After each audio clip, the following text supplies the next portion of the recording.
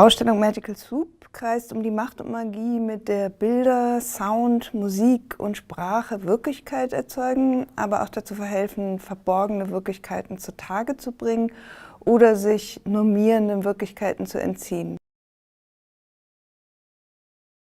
ได้ยินเสียงเพลงจากโลกใบหนึ่ง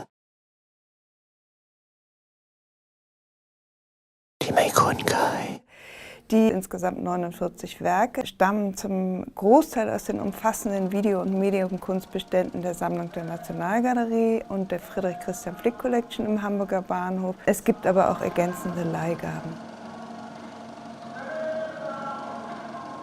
Und damit wird hier eigentlich eine Geschichte von den 70er Jahren bis zur Gegenwart, vor allen Dingen in Medienkunstwerken, aber auch Papierarbeiten und Installationen erzählt und dem Verhältnis zwischen Bild, Sound, Sprache und Musik.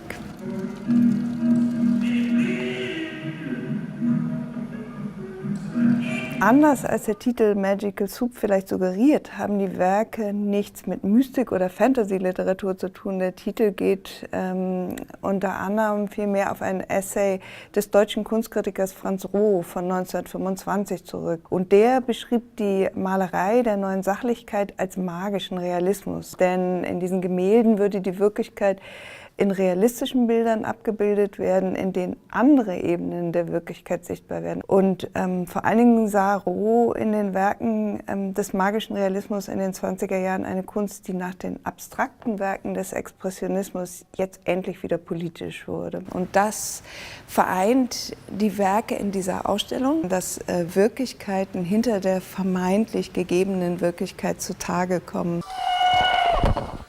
Got to let it be, just let it be. Ausstellungen wie Magical Soup entwickelt man natürlich auch, um die Sammlung restauratorisch aufzuarbeiten. Das ist ein ganz, ganz zentrales Element. Und Sammeln, Bewahren, wissenschaftliche Aufarbeitung und das Ausstellen als Kernkompetenzen des Museums gehen hier tatsächlich Hand in Hand. Und so werden oft erst durch den Aufbau eines Werkes für eine Ausstellung die Besonderheiten und aber auch die Anforderungen vollumfänglich deutlich. Und da arbeiten KuratorInnen, Restauratorinnen und Künstler Hand in Hand.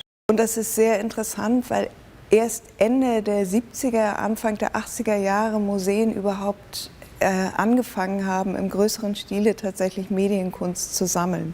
Und damit ist aber die Nationalgalerie mit einem Aufbau der Sammlung ab 81 sehr früh dabei.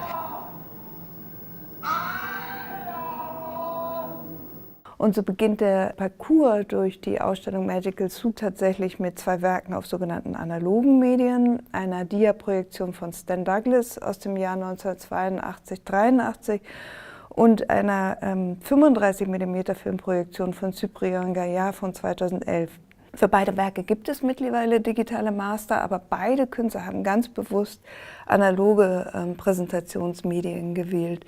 In der Projektion des afrokanadischen Künstlers Stan Douglas mit 3 Dia-Karussells laufen die Bilder gerade so schnell, dass im Gegensatz zur filmischen Illusion hier die bewegungsillusionserzeugenden Einzelbilder erkennbar bleiben. Stan Douglas verdeutlicht mit dieser Gegenüberstellung Zuschreibungen, übernommene Eigenzuschreibungen und Vorurteile im Zusammenhang mit vermeintlicher weißer Hochkultur und schwarzer Subkultur. Cyprien Gaillard ist 2011, also im letzten Jahr der US-geführten Besatzung, in den Irak gefahren.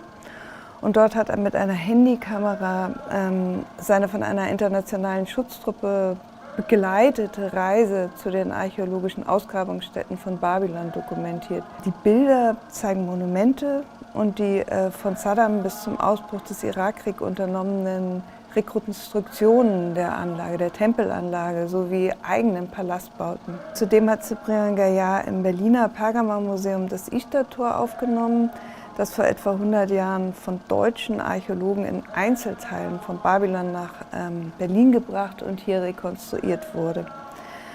Anschließend hat Gaillard dann die digitalen Handyfiles auf 35 mm Film umkopiert und dieser Analogfilm wird im Ausstellungsraum auf einem imposanten Projektor mit Lupe und vergrößertem Lampenhaus vorgeführt.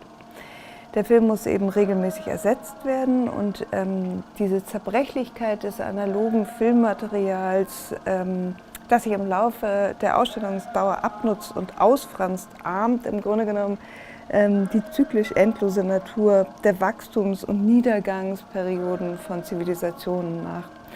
Und damit verwebt Cyprien Gaillard verschiedene politische und historische Bedeutungsebenen mit dem Medium. Magical Soup ist auch eine Einladung dazu, eine Untersuchung der Zeit als medienabhängiges, also immer wieder unterschiedliches Sprachspiel zu betrachten. Und die Ausstellung plädiert damit für ein Zulassen von Ereignissen, die immer wieder die eigene Sichtweise herausfordern und für das Zulassen von einer Diversität von Perspektiven.